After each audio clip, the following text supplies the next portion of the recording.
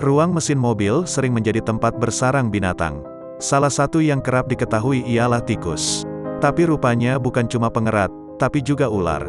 Seperti yang terlihat dalam video yang diunggah akun TikTok @noviarudianto1. Terlihat dalam rekaman, di dalam kap mesin Toyota Avanza warna hitam terdapat ular ukuran cukup besar. Dalam video terlihat kap mesin dibuka oleh sejumlah orang menggunakan batang bambu untuk menjaga jarak jika ular tersebut melawan. Yang tahu tolong infonya bertanda apakah ada ular di mesin mobil aku, begitu keterangan yang dituliskan. Mengutip kompas.com, ada beberapa hal mengapa ular masuk ke dalam rumah, dan dalam hal ini ialah kap mesin mobil. Salah satunya yaitu mencari tempat persembunyian.